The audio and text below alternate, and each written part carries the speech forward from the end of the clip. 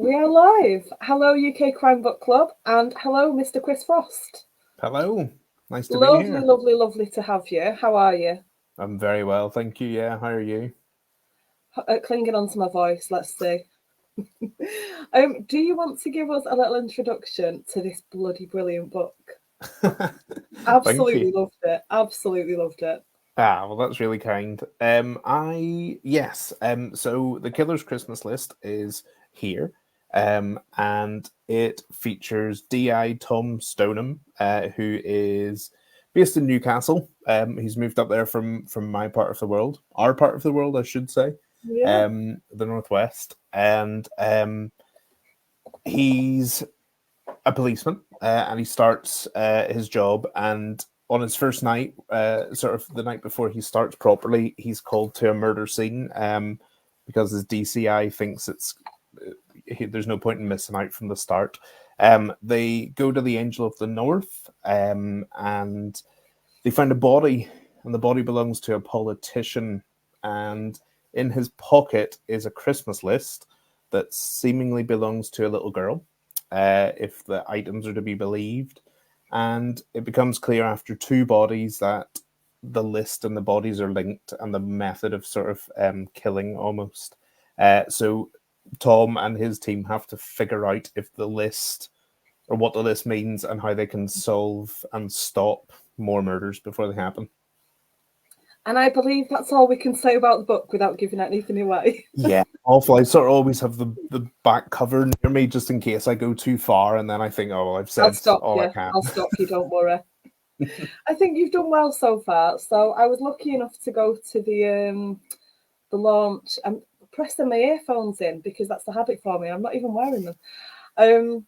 So that was just such a lovely evening. So you'd hired, well, a bookshop initially. It was supposed to be. Do you want to tell everybody about the event because it was lovely? Thank you. Yeah, and thank you very much for coming along. Okay, Originally, I found it. yeah. Only got lost 4 times on the way. um, there's a new bookshop near me in Romilly called Serenity Booksellers, and they are incredible. I'm so lucky to have like a lovely independent bookshop near me now. So I've been to a few events there, and it was such a lovely atmosphere. And Chris and Kelly, the people that run it, just they put on such good events. They're so And lovely as well, aren't they? yeah, they really are. And they, yeah, just really lovely people. So I thought it would be nice to do it there. I was expecting about 30 people. And there wasn't. There was over 100 tickets sold pretty quickly. So we were sort of at a mad scramble to find a venue that fit everyone in. Um, so we got there in the end. It was sort of like we hired the village hall. I say we. I had nothing to do with it. They did everything. They hired the village hall. They hired seats. They put up lovely Christmas decorations. It was really lovely. And yeah, I'm not sure 100 actually made it in the end. There was the weather wasn't great, and Wasn't there was far off though. I know a few people were ill. A few people said they had COVID and couldn't come. And yeah, the weather I loved, but for typical most northern people, weather. probably off-putting. Yeah, but Um, I'd say you were still well over 80 people in there. yeah, so it was really well attended, and we sold lots of books, which was good for the bookstore and for me, Yeah, obviously. But I was just pleased that in the end that they put so much effort into it that it felt nice that people actually, bought the books and supported them. So it yeah. felt like a nice thing at the end. I have just dropped a little link in as well to serenitybooksellers.com. Oh, So lovely. They do we'll post. do we'll give you permission to do a post, and you can drop a link to them Oh, lovely. in as Thank you. well. But they're not the only bookshop that you've been to. You've been on a little magical mystery tour. I have, yeah. So previously with Red Dog, I wasn't in shops, and that's not taking anything away from Red Dog. Mm, That's indie publishing. yeah. But I've been very, very lucky that I got, so it's set in the northeast. I got to go up, and I went to a couple of bookshops up there: Newcastle, Durham, Whitley Bay, The Bound, which is another beautiful independent, and Gateshead, where it sort of takes place. So it was really nice. And then I'm just back from Northern Ireland, where I went around the towns and cities of there signing books. So yeah, it's like a new experience and just bonkers that people want to meet you. And actually in Ballymena, which is a town in Northern Ireland, I was signing books and I put a thing out on Twitter because I'm never very good at coming up with names. And I said, does anyone want to be the DS in my book? And a lovely human being called Lauren Ray said, yeah, I'd like to be. And then she turned up in Ballymena. So I got to meet her. How lovely is that? Yeah, and she'd travel like an hour to get there and stuff. So it's just, yeah, it's like the support has been incredible. You did have people at the Manchester launch, you did have people from all over the place. I was sat next to this really lovely lady from Scotland who had driven down from Scotland. Amazing stuff. Yeah, and Andy, who I'm not sure if he's part of this group actually, but Andy's a book blogger who spends so much money and time and puts like the best reviews, and he came all the way from Scarborough too. So yeah, just it's mad. It's like it means the absolute world. And I know I feel like a broken record, sort of being like it feels like amazing, but it really is. I mean, who am I really? And the support has just been incredible. It's because you're so blooming lovely. You're so well respected and well liked, and you're such a great writer. I think all the success is more than deserved. Oh, well, thank you. It's really funny that you just mentioned Andy. I didn't know he was there until days later when I saw a post. Oh, really? I completely missed him. I didn't realise he was in the room, but it was, like we say, it was full. Yeah, well, yeah, it was pretty good. Ah. Somebody who I did bump into there was Sarah Blackburn, who said we enjoyed ourselves at your launch party. Sarah and her husband were there as well. Yeah, and again, incredible support. Yeah, and yeah, I've met Sarah. I think I met her at Newcastle Noir for the first time last year. So yeah, again, just the time and effort to get to rainy Romilly on a wet Thursday night means the world. And we even roped her in to help carry things from the car. Yeah, absolute we are team nothing if not a team. Yeah. In all seriousness, there must be bits of this book that we can talk about. You must have had lots of conversations. I wanted to talk about different themes, but then I realised that two of them, the themes might be too obvious. Yeah. So you have made it really difficult. But one thing I will say is, I reckon you had a riot writing this book. I think you loved every minute of it because it just absolutely shines through in the humour, in just everything about it. And it was really nice to read a Christmas book that wasn't a cosy Christmas book. Which yeah, nice I think change. that was like the sort of thing from the outlet. We I had a discussion with the editor at Harper North, and we sort of talked about it being anti-cozy right from the start. So it was going to be a detective book. It was going to be bloody and sort of more police procedural than like sort of cozy comedy kind of thing. And like you said, there are absolutely elements of. It's funny when you're writing and you're sort of, because teams, even if they're the police or whatever, they do make jokes with each other and things like that. Yeah. But when you're trying to write it, what I think is funny or what I would say in a certain thing or whatever might not translate, but it seems like it has done. But I'm not a comedian as much as I'd love to be. But I'm pleased that the sort of humor of it has come through. And yeah, I mean, it is set at Christmas, but it feels like something that you could probably read at any time of year. And it's just, it's got the Christmas theme, obviously, with the list and stuff. But yeah, we wanted to make it that it wasn't, like, yeah, I guess cozy is the right word, like overly Christmassy or twee or whatever. So yeah, I'm pleased that's happened. Thank you. I feel like we're going to go into the Die Hard debate now. If this book was set at another time of year, I don't think it could be. I think it's too perfect for a Christmas book. Yeah, I guess it sort of revolves around the list, doesn't it? And you don't really make present lists at any other time of year. So I guess it has to be. Yeah, it sort of does fall into the Die Hard category, doesn't it? We've got hello from Karen Cole. Hello, Karen. And hello. TG saying she's actually got a night at home and can watch. Hello, T. And Donna. Hello, Donna. Hey.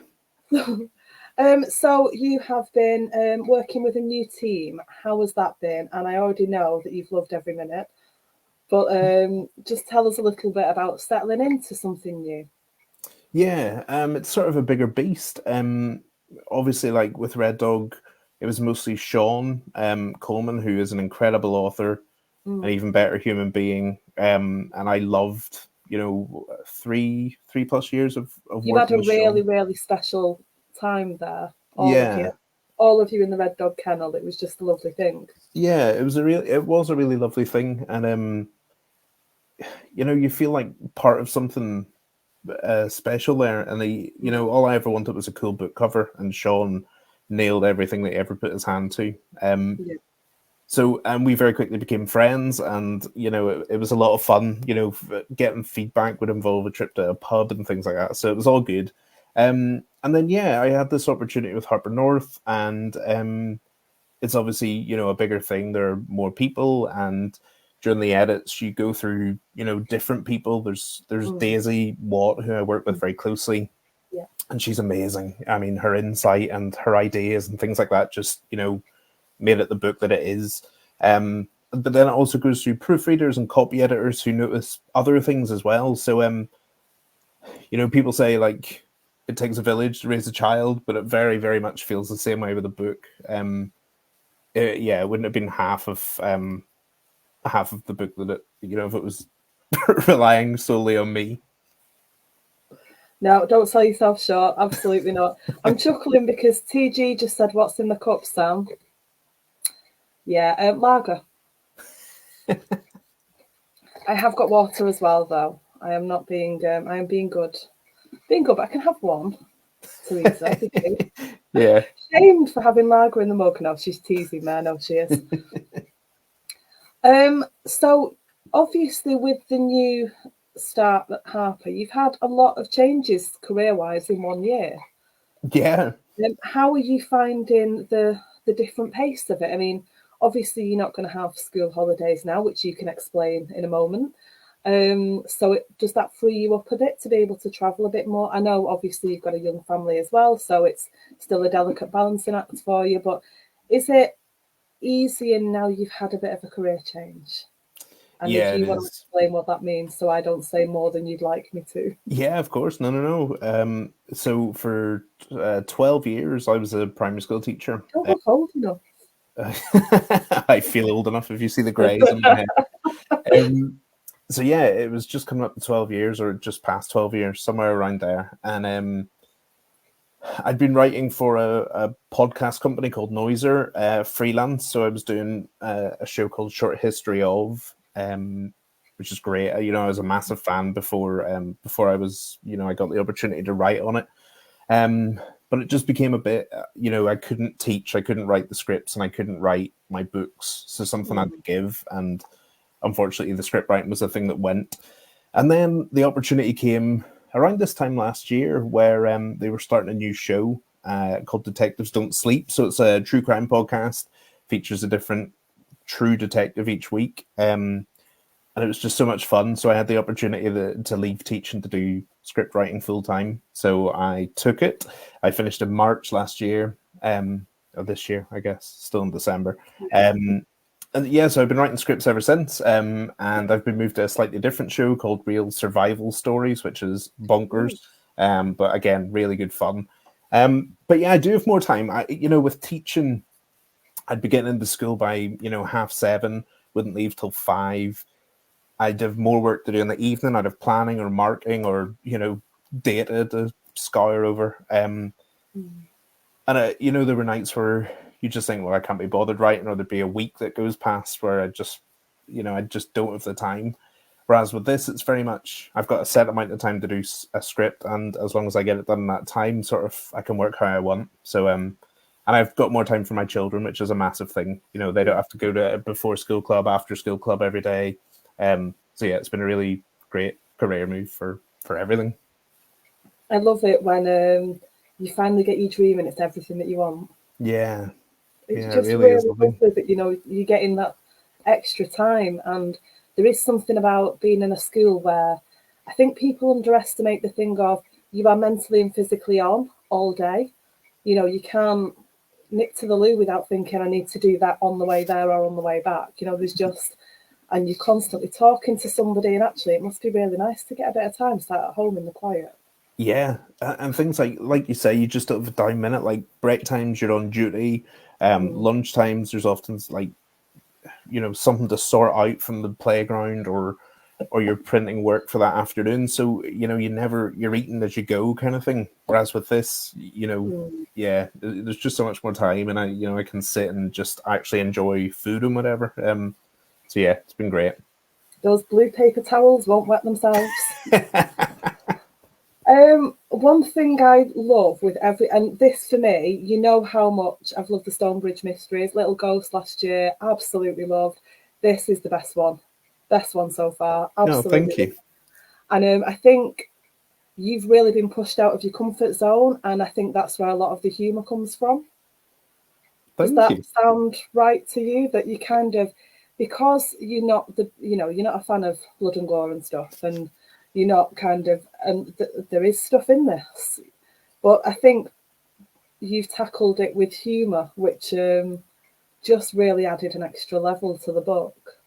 No, You're well, always thank you. funny anyway. I know you don't think you are, but you are. But there were so many things. There was even, I wrote something down. Let me look. The letters separated by finger spaces. I mean, that's a very specific joke, but that just really made me roll laughing. Oh, really? I felt that with a lot of different things, a lot of things that I just thought that's just really funny because it's the observational side of it that a lot of people can relate to. No, well, that's good. Yeah, and that I like to put in things like that where it's a little detail, but it really captures the sort of Yeah. image almost. So that's really cool that you spotted that, which yeah, it's lovely. Yeah, I think I've written the Erica Piper series before. That was like my sort of first foray into writing, and that was a police sort of procedural book. And I think it's sort of when I love those books, and I really love that character and stuff. But it was my first thing that I'd ever tried to write, so it's very it's got the feel of a debut and things like that. Whereas I think I've had experience now of what works and what doesn't, and what maybe isn't in every book. So I really tried in this one to like make a team that felt like a team, because Yeah. and sort of a DCI or whatever, the boss, they, probably a lot of the time they are sort of horrible to work for, but I wanted sort of a team that wasn't dysfunctional and that everyone got on. So before I started writing anything, I sort of, I made this team and I chose who would play who and things like that. And so I had a really good feel for them. And it was a real, I tried really hard to make it so that it wasn't sort of they were at each other's throats and stuff. I wanted them to just be fun. So hopefully that came across. And yeah, I think it just makes, if there's stuff going on outside, in the case, almost, if that's all tough going, and then they come into the station and there's more, like people at each other fist raised or whatever, it's just too much. So I kind of wanted the police station to be like a little sanctuary of fun almost. And I like the fact that, I mean, Tom just comes in brand new, gets hauled in and, straight in on a case. But I think that really helped with the bonding of the team because they all just had to, yeah, right, what have we got? And that was it. They all had to learn to get to know each other on the job. And I thought that was a really lovely way because you could have had them sat around the office waiting for something to come in. Obviously, you wouldn't because no crime writer is going to do that probably. But, there's always going to be something going on. It was just really nice to see them bond during this horrible experience they're having. But how they really, like you said, they really gelled. They really were a good support for each other. Yeah, well, that's nice. I'm pleased that came across. I think that's also quite a good way to meet everyone because there are minor characters like the sort of pathologist or the head of the sort of CSI unit or whatever, and they're sort of, they have to be at the crime scene. So I thought if you get straight into that almost, then you get a flavor of everybody, and then you can go and meet them in more detail later or whatever. But yeah, I think it's quite a nice way to get to know, like a sort of a panoramic view of everyone involved almost. Sarah said, "What's next, Chris?" Ooh, right. So I This know is we're probably still discussing this one, but yeah. we'll see what's next as well. So this is probably an exclusive. I don't think I've talked about this very much. Ooh. So this book was a one book deal. So it sort of depends on sales if there's going to be a sequel. So get buying.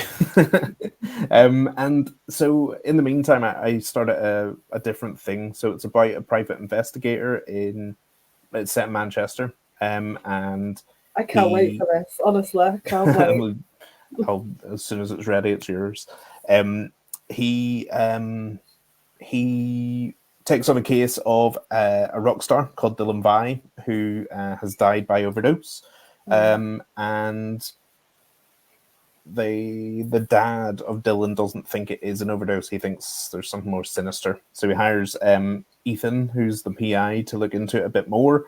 But the jury's out on Ethan as well because he won the lottery a year before. He opened up his PI firm, but and when he went home to tell his wife about it, she was dead at the bottom of the stairs. So there's some people who think that he might have had a hand in it. So people don't really trust him either. So it's a bit of him trying to convince the world that he didn't have anything to do with it, while the police are still looking into him while he's trying to solve a case. So it's all a bit muddled in his life, and he's trying to make sense of it by trying to be a nice guy and doing the right thing. I am thrilled to bits you're writing more PI stuff. I love a PI novel, so I'm one set in Manchester. Yes, please. Yeah, well, I thought I loved writing Little Ghost because you aren't constrained by procedure or having to go to your boss. You're a one man band, or if you've got an agency or whatever. And I had many more planned in the Little Ghost series. And then with Red Dog sort of closing and having this opportunity at Harbour North, it became a one thing. So yeah, I'm really enjoying the world of PIs beating each other up and all sorts. So it's been really fun. So I should be finished it in the next week, and then that'll go off to my agent, and then from there, who knows? T wants to know what's your usual writing routine now. Obviously, it used to be, from what I remember, a couple of snatched hours in an evening, an hour and a half in an evening once the kids went to bed. Yeah. So has that changed? Yeah, I've got more time now. So yeah, my kids go to bed pretty early, so they'd be in bed usually by about half six. I know, yeah. I'm gonna lose that very soon. So yeah, I'd write between about 8 and 9, and then try and get as much done as I could.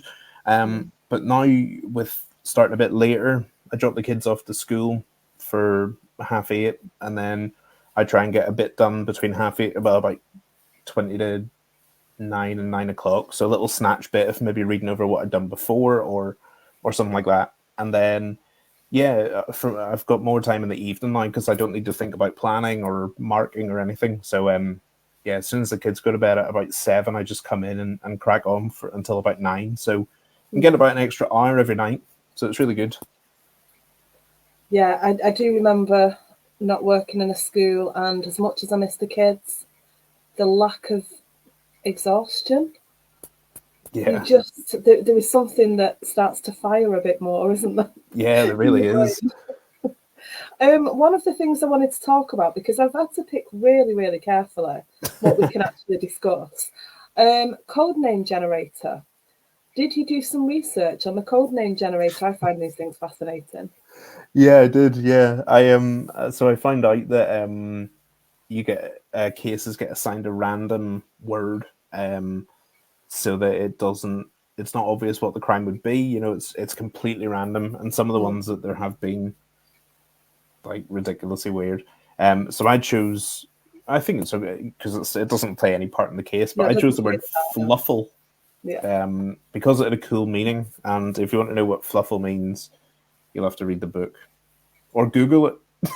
No, read the book. Read the book. Yeah, that's the salesman's one, isn't Don't it? trust Google. You need to read the book to be sure that it's accurate.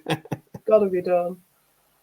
Can we talk at all about the list? I think the list itself, just purely the list, not anything to do with the details of the list, behind the list, just the actual piece of paper. I think that happens early enough in the book that we could talk about the items, but do you agree, or should I shush? No, yeah, let's do that. So I made a note. So there's 5 items on the list. I don't know. I'm not going to read the first 4. I'm going to say that the first one is crossed out, and that has to do with the first killing. Mm-hmm. And then when I read the list, and then number 5 says surprise, and every bit of me went, ooh. Because it's already such a random list anyway. Yeah. But then surprise! Yeah. You must have had so much fun with this. Yeah, it was, and the list was originally a bit different. There were some different items on it, and yeah, we had a chat about how to make it more so that people won't know what it is, I guess. Some of them are a little bit obvious. So yeah, the first 2 are on the back, so no angel, and that's crossed off. And people of a certain vintage might remember what no angel is. And then the second is red party dress, but party spelled Partee. So that sort of gave them a clue as to, maybe an age or the age or gender possibly of who the list belongs to. But why it's in the dead politician 50-year-old man's pocket at the Angel of the North is something that they have to try and figure out very quickly. I reckon that's as far as we can go with that conversation. I think it's so hard, isn't it? It really is. I'm so bad at spoiling stuff as well, so I'm like, there's a delay in my brain going, can you say this? Can you say this? Sarah's agreeing. She said that surprise was a surprise to her as well as a reader. Yeah, when you get to it, there is a bit of an oh my God moment. And that's I need to move on very quickly. I don't want to say anything I shouldn't. T says this is her favourite question. Also, it's a 2-parter. Would you take any of your characters out for a drink? Who would you go for a pint with? Ooh, from this book or any book? I'm going to go with this book and any other book. You get 2. Ooh. 2 okay. people. This book, there's a character called Phil, who is like the sort of office clown, and I reckon he'd be quite fun for a night out. He's the sort of one that thinks before he speaks, and sometimes gets a bollocking for what he does say. So I think he would be quite fun. Yeah, I'll go with Phil. Do you want one from any of your other books, or are we just sticking with Phil? From any of the other books, it would probably be Irving Nash from Little Ghost. I think he's sort of he's from New York originally, I think, if I remember right, and he's sort of down in his luck, but I reckon he's got a few stories to tell, and he'd keep you safe probably. So yeah, I think it would be fun to hang out with him as well. That'd be a good 3, I think. Yeah, I think that'd be a great table to sit at. I'll come with the 3 of you. Yeah. That sounds like a good thing. You mentioned Phil, and I wrote down Slayer Seasons in the Abyss as music to concentrate to. Sorry, T, I'll come back to your second question in a sec. I listened to it because how did I not know that you're a heavy metal fan after all this time? Did you know him? I don't know. I don't feel like we've ever discussed it, and I was surprised when I looked at your bio again and saw it. Yeah, massive metalhead, yeah. Just the things you learn about people when you've known them for a while. Yeah. I think, I was not surprised, but I just don't think I knew that. We'll probably look back on a previous interview and we've discussed it at length, and my brain's like a sieve. But I did listen to it, and I can see why Phil could concentrate to that. Yeah. Is that the kind of thing that you would do? Do you have some things that you use to drown everything else out and just focus? Yeah, well, not so much heavy metal because I get too involved in it, but there's a band called Explosions in the Sky who do instrumental, sounds like you're floating on a sort of cloud, dreamy music. And so if I was writing the first draft or whatever, I tend to listen to them. Because as soon as there are words, I get distracted. So if it's just music, then I can deal with that. T's second question was, Would you also tell them your plans for them or keep it quiet? So about the characters that you're going for a drink with, so Tom and Phil and Irving, would you tell them what you're planning to do to them in your books? That's quite mean, T. Oh, it is, isn't it? No, I think it's weird thing. Like some characters, you don't think are gonna have that big a part, and then they like with Lauren, who's the sort of second in No, command to Tom. Um, she was, she was originally just sort of at the interviews, or like his sort of sidekick. mm, Whereas once I finished, we sort of thought she sort of needs to be more in it. So we give her a sort of little side quest with the Smiling Woman, mm-hmm. which again can't say very much more Can't than say that. anything. But yeah, so it's really nice when characters sort of are more than they're originally planned to be, and sort of take up more of your headspace and demand more page time. So I was pleased that that happened, because I think that sort of little side quest added more to the book.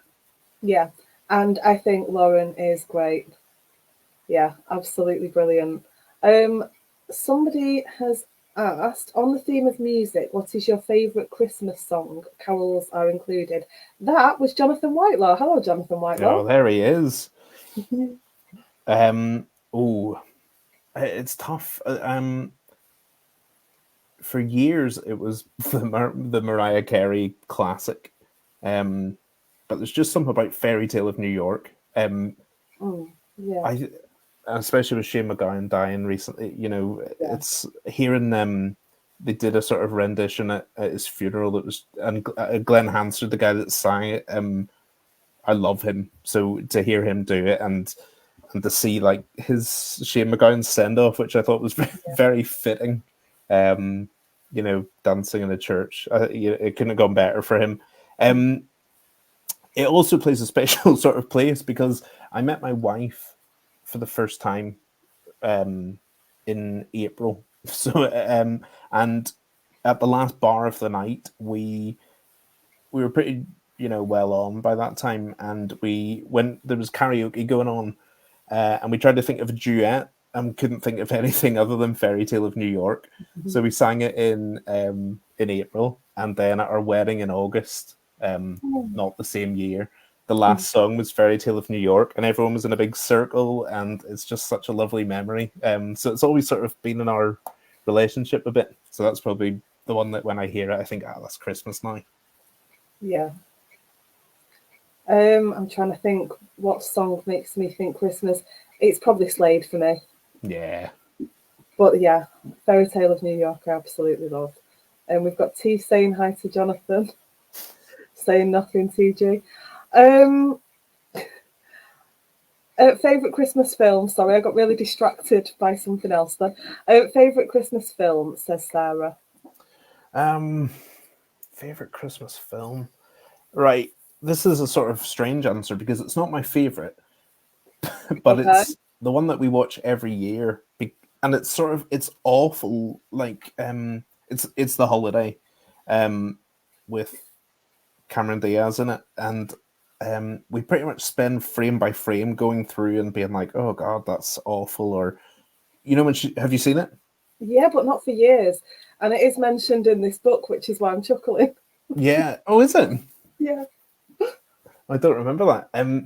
Yeah. So there's just lots of scenes where like Cameron Diaz is an American and she's in like the Cotswolds or something, but she's absolutely flying through these streets in a mini, and she won't slow down even when there's a big like articulated lorry coming her way, and she spends half of it running in heels, and it's just ridiculous, and there's so much wrong with it, and the acting isn't great, but there's just something about it that has to be put on every year to be sort of ridiculed. But deep down I must love it, otherwise I wouldn't put myself through it. Exactly. And No, Jack I do Black's in it. keep enjoying it, but I've not seen it for years and years. Oh, there you go. Change that this year. Maybe. We'll see. I'm in stuck in a loop of The Devil Wears Prada at the minute. Right. I watched it last night. I've watched a little bit of it again today. So I get stuck in a loop with one thing. Before that, it was The Big Bang Theory. After this, I'll probably go back to Friends. I'll watch one thing over and over and over again for a while. So Yeah. I don't know. Kibblesworth. For anyone who has no idea, this is where the book is set. Yes, it's where Tom's house is. So I'd never really been up loads to that area before. I'd been up to Newcastle once to where my friend Colin was at uni there. I went to see Metallica there, and that was my first time up there, and I loved it. So when the sort of initial idea of the Angel of the North being used, me and my family went up for a long weekend, and I just scouted out places where it was going to be set. So we went to the Angel of the North, we went to Gateshead, and just walked around and got a feel for it. And then I sort of wanted him out of the way a little bit because he wants a sort of quiet Christmas or a quieter life, despite his job. So we were on the motorway back home, and I thought, oh, I've not found anywhere like quiet yet. So I saw a sign for Kibblesworth, so I pulled off the motorway and went, and it was quiet and quaint and very nice. So that was where he decided, yeah, he was going to live. Love that. I found the Angel of the North really surprising when I went up because I don't know if I thought it would be taller, but I think it was more that it was just kind of it's just on a roundabout and there's trees and it just suddenly, as you go, it appears and then it's gone again. Yeah, It's kind of like I was really surprised. I remember seeing the image of I can't think what the bridge at the side of it's called. It's on the front of Trevor Wood's Jimmy Books. the nah, yeah, I know Not what the you're Tyne talking about. Bridge, is it now? But I remember thinking that was a lot smaller than I expected. Yeah, And then just as you go across that and go a bit further down, then the angel just appears and it's gone again. And I was a bit like, this is the surrealist thing. yeah, yeah, So and you, sorry, go on. was because I kind of thought, because it is out of the way or whatever, I kind of thought, well, I can just probably rely on Google Maps for that. But going to it and getting a feel for the sort of place, and Yeah, there are like tributes to family members that have passed away hanging from the trees, and um, it's a really, it sort of feels like a very peaceful place, despite the sort of motorway traffic and, yeah, like you say, a roundabout close by. But it feels like as soon as you walk out of the car park up the little slope, you're sort of transported almost. Yeah, I found it fascinating just walking along and by the tree line and things like that, and just sitting by the angel. It's a very, yeah, it's a strange place, but yeah, I really liked it. yeah. I do think you would need to go to get the level of detail that you've got.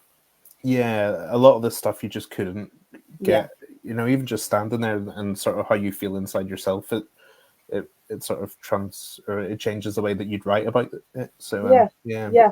After going through that, I think if I hadn't have been through there, I wouldn't know what you meant. But having been, yeah, and I was in a car and I don't drive myself, so there was kind of I was just a passenger trying to take everything in, and it's over yeah, so quickly.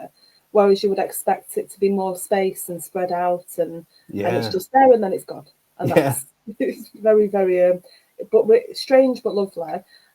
T says, given the opportunity of a complete choice, where would you travel to write a book, or do you prefer to stay at home? Ooh, well, it's sort of changed now. I used to, when I was working in a school, I really liked my sort of writing room, which is a spare bedroom. Mm. It's nothing fancy at all. Um, but now that I work from home full time, I get a bit sick of my desk after a few days. So I quite like going to cafes and things like that. So I'd probably just head out, but anywhere in the world. Um, I'd probably go. I'm horrible in the heat, so as soon as it gets above like 19 degrees, I'm for nothing. I can't. I hate going outside when it's that hot. Yeah, agreed. Um, so I'd probably go to, like, if I could just transport somewhere, I might go to like a cafe in Iceland by the sea. I'm from Northern Ireland originally, as you can probably tell, but I am right by the seaside. So when I'm over here in sort of Manchester, where there's no sea nearby, well, I guess it's not too far away, but it's not right on your doorstep. I miss it. So a little black. And once you sort of go and experience it for like a couple of hours, then I sort of get topped up and I'm fine for another little while. But if I could transport, I'd probably go to Iceland. I've always wanted to go there. So I'd probably pack my laptop, take a little trip to Iceland. Sounds heavenly. Sounds absolutely perfect. I found when I stopped working in a school and started working at home, I didn't get itchy feet. I barely leave the house. But you sound like you've really gone the opposite way. Like you're okay with some solitude, but then a bit of itchy feet and having to get out and about. Yeah, I think it's the sort of fact of staring at the screen for a long time. Like with teaching, there was a bit of the screen, but then you'd be walking around the classroom, and then at break times you'd be nipping into other teachers' classrooms to see, how did that go, or can I borrow this or whatever. Yeah. So I'm fine with being on my own because I was a single child, so I sort of just cracked on and I was happy with that. But I quite like just being amongst people as well. So even just sitting at a cafe table by myself, but the sort of chatter going on around you, or whatever, can just break up the day a little bit. So yeah, I don't mind it so much. But I think I'm sorry, I was saying about the staring at the screen. So all day writing script, then like having a break while the kids go to bed, and then having to come and sit and write more. I quite like, just that even like a 15-minute walk up to the town and then back again or whatever is enough just to break it up a little bit. Sarah says, do you have any book events for 2024? So are you done for this year? Is this the last one? Or have you got more interviews this year? No, I'm very lucky that for my first book, I really strangely I got in touch. Well, a book club from Arizona got in touch with me. So I went and chatted to them virtually, and they were just the loveliest people. And so every book I've put out, they've had me back. So I'm going to chat to them on Sunday, I think, and then I think that's it. Yeah, I've got no more plans left for this year. Next year, I'm not sure if it's announced yet, but I might be reading at an event in Should I just stop you there? Shall I just say, Chris, no? I think it's okay. Bay Tales do a noir at the bar kind of thing as an extra the night before the main event, and so I'm going to be reading at that in March, end of February, start of March. So Off the top of my head, it's in the diary. Let me look. Yeah, 2nd of March. It looks like. Now cool. Hold on. So I'll be on the Friday night, whatever that is. Yeah, Saturday, 2nd of March. I've got down for Bay Tales. So lovely. So Friday the 1st of March, the night before the main event, they're doing a sort of noir at the bar style thing, which Vic is famed for and very, very good at putting on. So I'm going to go read at that. I guess it won't be the Christmas book I'll be reading from, so it'll probably be an as yet unannounced thing. Well, it's probably going to be, it might read from the PI book, or there's a little exclusive short story coming in, another thing that I definitely can't talk about. So I might read from that. It may or may not be a Stonebridge short. Ooh. Sarah says she'll see you there. Excellent. Be great to see you again. How do you actually find reading out loud? Because you've been doing interviews for a long time. You seem really comfortable with interviews. How do you find reading aloud? Hate it. Yeah, I for a number of reasons. I think my voice probably bores most people to sleep, and I think when you read it, when it's in print, you've probably not read it for some time, because by the time you finish writing it, you're almost finished the next book almost. So I think I've not read anything out loud. It's anything for quite a while, but I just think, I wouldn't use that word, or that's a bit awkwardly phrased, or it's something that you think, well, that's committed to print now and there's no change in it. So kind of as soon as a book is accepted, I don't think about it ever again. And then, having to read it back, I just think, oh, no. But for Bay Tales, I will be very excited. Well, you'll have time to have a look over and brace yourself, won't you? Because I think there's something weird about seeing your own writing. Because one time you can read it and think, do you know what? It's not bad. It's not half Yeah, bad that. And then you can read it another time and cringe all the way through. And it's the same piece. I just think it's wherever your headspace is at the time. yeah. And I was doing a podcast with Frankie called Red and Buried Podcast, which is fantastic. I was very lucky to be a guest on it because I'm a big fan. But one of their things is tell us a line that you've written recently that you're proud of. And I was sending some friends at the weekend in Northern Ireland. I don't know if it's a Northern Irish thing, but it's sort of drummed into you not to be proud of stuff. Like, because I don't know if it, a lot of it would be like you'd be taking the mick out of each other, being like, "Oh, someone's big-headed now." Um, so having to sort of think of that line really was like one of the hardest things I've had to do. To sort of single out and be like, "Oh, actually, I am pretty proud of this one." Um, but I got there. Can you tell us what I've not asked anybody this for ages? Ooh. Can you tell us what the most recent scene that you wrote is, but without it containing any spoilers? Yeah. So at the minute, I'm like editing for the third time through of the PI book. So the most recent scene would have been like a reread where I added in a few bits. So I'm up to the bit where he has just had a bit of a skirmishy fight with someone who won't give him what he needs.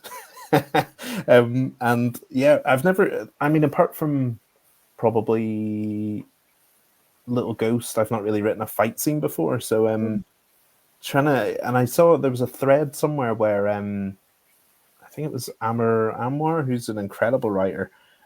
Somebody had asked how do you write fight scenes, like what, because you can sort of feel, and he said you should act it out and really get a feel for like the sort of the mechanics of it all. So yeah, I'd written it sort of not great, sort of very clunky, and I thought, well, I'm going to try his. So I had a bit of a shadow boxing match with no one in my bedroom. It really Just close helped. the curtains and jump around. Yeah, top off, karate style. But did you find that it really helped you know about where, for example, if somebody's punching somebody, where the arm would go, and Yeah, you kind do. of making sure that where you've said a fist would connect is where it actually connected, and all of that. Yeah, I really did. And you think like, because in the first draft, it kind of felt like everyone was just landing everything that they threw.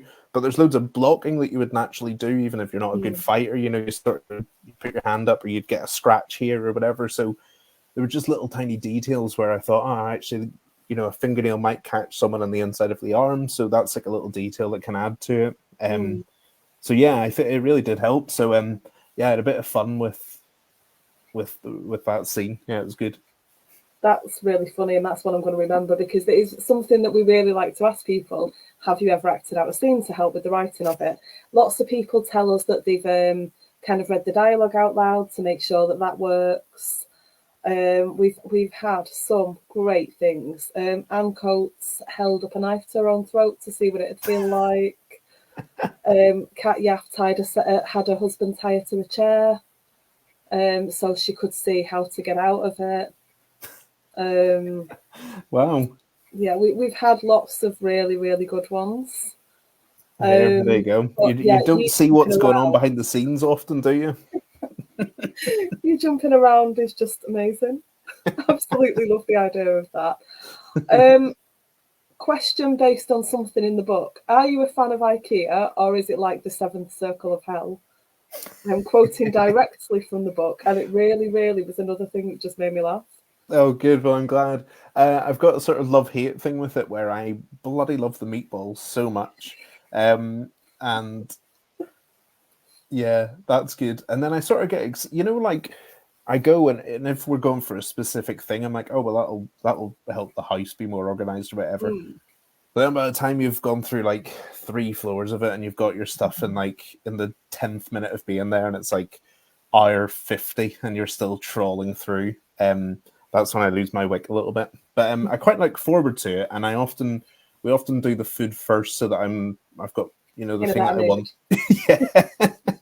And then it's just too big, I think. And I know it has to be for all the stuff, but yeah, it's love hate, I'd say. I know I've picked like really specific jokes, finger spacing and IKEA, but it's so difficult to pick things that I just think if we even talk about that scene that joke's in, that's going to give that away. So I pick really specific things that I could ask you without being a spoiler. Yeah, it's very good. Well done. I was quite pleased with those, honestly. It's like, how am I going to do this? How are we going to have a conversation? And already we've done 55 minutes. Yeah. We're almost at the end. No, can't ask you that either. Okay. So, have you got plans further than, or ideas more than the PI books? No, not at the minute. Like I said, we're sort of waiting to know if sales are good for this, which they seem to be at the moment. I don't know specific figures or anything, but people have been very, very kind in the reviews, and a lot of people seemingly would like more from the team, which is really nice. The PI book, I always struggle to see beyond what I'm writing at the moment because I just want all my sort of energy from that. So I don't know if that, I guess that would depend if it sells at all, and if there are more books in that deal, then I guess that would be the thing that I have to focus on. So I guess like this will take me up to Christmas, and then I'll have a bit of a break, and then we'll see in January what comes of it. But I would really, I really, really loved writing Tom and the team, and that part of the world I think just has like stories in it. So yeah, I was up recently for that signing, and I got talking to a man at breakfast who I told him I was a writer, and he was telling me places that would make for good burial sites. So it was a fun breakfast. I took his name just in case anything ever came up. Breakfast and a bit of research, why not? Absolutely, yeah. This could either sound like a silly thing or a sensible thing, I'm not sure, let's see. Chris Frost obviously sounds Christmassy. Does that mean any books with Tom in are written by Chris Frost are always going to be set at Christmas? Yes, I think so. Yeah, I think that's like the Harper North name. So yeah, me and my friends have sort of joked about if taking the Chris whatever on holiday tours. So Crucifix Halloween book. That's as far as we got. Okay. Yeah, that's really good, Crucifix. I like that. I like that a lot. I think even just as a one-off, writing something under that, I think would just sell really well because that's pretty genius. Yeah. Which one of you came up with that? I was going to say I don't know. I'm in a WhatsApp group with Jonathan Whitelaw and another guy called Stephen Keedy, who's an incredible writer as well. So it was probably one of those two. I don't think I'm clever enough to come up with that kind of thing. It could have been any of the three of you. Yeah. And so Jonathan and Stephen, both authors, and both doing rather well in their with their respective books that are all brilliant. So yeah, nice to Okay, I don't know what that says, Sarah. Chris Pax? No, not sure. I think this is Jonathan saying I'm certainly not clever enough to come up with that. So you two both think it's Steve. So we will go with that. Sounds about right, yeah. Personally clever enough to come up with that. We've got 2 minutes left. Chris Easter. Okay. Yeah, there you go. Oh, so do you want to give us a reminder of what anybody who hasn't read it is going to go and buy? And if they have read it, they know how good it is, and they can go and buy it for a Christmas gift. Yes, Christmas gifts are good. And if anyone wants a signed one, like Sam said at the start, Serenity Books have have some signed copies, and I'm more than happy to nip down and, you know, dedicate them, draw on them, whatever you want, try and write something witty on them. I can nip down and do that. Back in again to Oh, lovely. so it's easy to find. Because I know some people have been asking about signed copies, and it's a bit hard to do. So they do have signed copies. And yeah, like I say, they're so local that I can just nip down and get them. I've got a question for you, if that's possible. Me? Yeah. Oh no, don't make me think. Go on. And to anyone, I guess, watching as well. What is your book of, or what's one of your books, one that stands out maybe in 2023?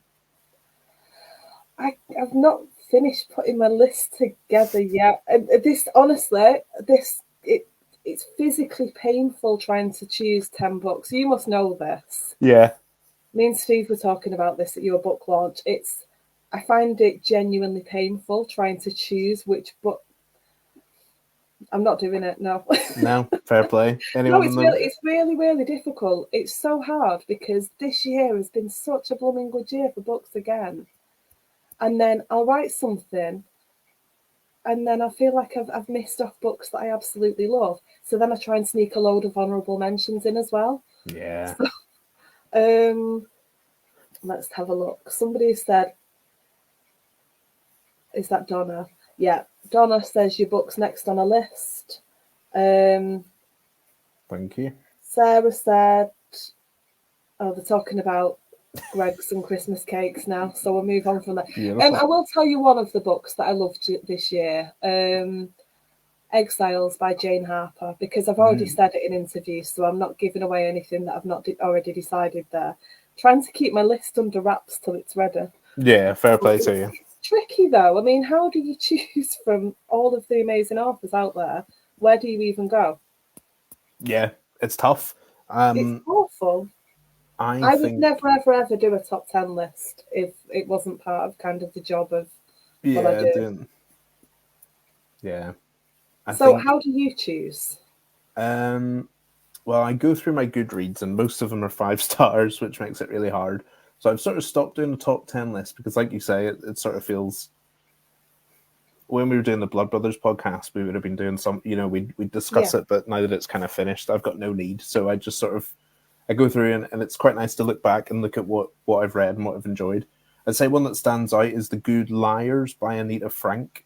It was brilliant, and it wasn't the sort of book I've not read it yet. Oh, it's really good. I did a panel with her at Capital Crime, and if I hadn't been doing the panel with her, I probably wouldn't have read it because it's not sort of my go-to thing, but it was so good. And then people are going to hate me, but I've just finished The Mercy Chair by Mike Craven, and yes, you have. No, we don't all hate you. She has 2 gritted teeth. So good. And as soon as Jonathan Whitelaw sends me his next thing, I'm sure that'll be very high up on the list too. But he's keeping it close to his chest for now. And on that note, thank you to everyone for watching. I love the fact that, so me and Jonathan have like a little thing where if I'm with you or I'm with Stephen or with both of you, I take very grinning pictures to send because he's over in Canada and he can't do it, so we like to taunt each other a little bit. So I got you all to myself for an hour and he's had to sit and watch. No, we have a lot of fun. The writing community, the crime writing community, are the best people in the world. They really are. You're just having a blast, and we're all so thrilled for you. And we absolutely love that you're having such a great time doing what you love. Oh, thank you, and thank you for doing this. You know, log it on. You know, when there's an author, and you get through so many in a year, it's incredible. The support is incredible. So thank you to you and all the other admins for allowing me to say stuff, and to everyone that's come tonight to watch. Thank you so much. And you support us just as much because you've come and hosted events and done things for us, and you always are willing to do anything that we ask. So, we appreciate it. So thank you for your support as well. Oh, you're absolutely welcome. It's an honour to be asked.